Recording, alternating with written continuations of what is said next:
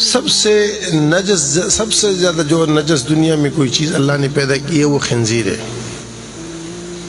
کہ اس کا عین ہی نجس ہے، عین ہی نجس ہے، اس کے اندر پاکی کی کوئی صورت ہی نہیں ہے، کوئی چیز ہی نہیں ہے، نجس العین اس کو کہتے ہیں۔ اور خنزیر کے بعد جو درجہ ہے ناپاکی کا وہ کتا ہے۔ کتے کے جوٹے کو جو برتن وغیرہ میں منہ ڈال دے تو 7 دفعہ پانی سے اور 8ویں دفعہ مٹی سے دھونا، اس کے جراثیم ختم نہیں ہوتے، ناپاک چیز ہے۔ اور حدیث پاک میں اس کو مارنے کا حکم ہے، کوا، کتا، چوہا، سانپ،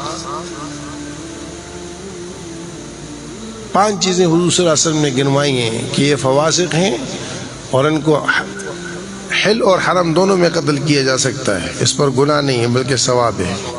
کوے کو نہیں چھوڑنا چاہیے، یہ منحوس چیز ہے، گندا۔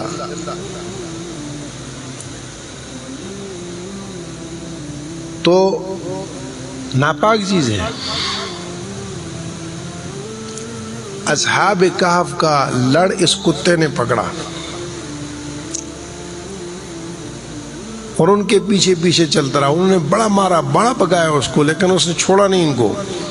اور جس غار میں وہ جا کے رہے، یہ ان کے غار کے دہانے پر سر رکھ کے وہیں ان کے ساتھ وہ ہوا۔ اس کا ذکر اللہ نے قرآن میں کیا، وَقَلْبُهُمْ بَاسِطٌ ذِرَاعَيْهِ بِالْوَسِيطِ، بلکہ اس سے پہلے بھی سَيَقُولُونَ ثَلَاثَةٌ رَابِعُهُمْ كَلْبُهُمْ وَيَقُولُونَ خَمْسَةٌ سَادِسُهُمْ كَلْبُهُمْ وَيَقُولُونَ سَبْعَةٌ وَثَامِنُهُمْ كَلْبُهُمْ قُلْ رَبِّي أَعْلَمُ بِعِدَّتِهِمْ مَا يَعْلَمُهُمْ إِلَّا قَلِيلٌ۔ ان کے ذکر کے ساتھ ساتھ اس کتے کا ذکر بھی کیا۔ اور حدیث پاک میں رسول پاک صلی اللہ علیہ وسلم نے فرمایا، آپ صادق اور مصدوق ہیں کہ اللہ رب العزت اصحاب کہف کے ساتھ اس کتے کو بھی جنت میں داخل فرمائیں گے، لیکن کتے کی صورت میں نہیں ہوگا، اس کو انسان کی شکل بنا کے اس کو داخل کریں۔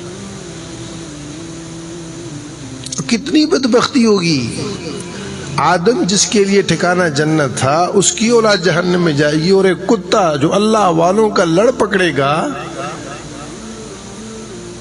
وہ جنت میں جائے گا۔ اللہ کی ذات قیمتی ہے، اللہ کی بات قیمتی ہے، اللہ کا نام قیمتی ہے، اور جو اس سے جڑے گا وہ قیمتی بنتا چلا جائے گا، وہ کوئی بھی ہو۔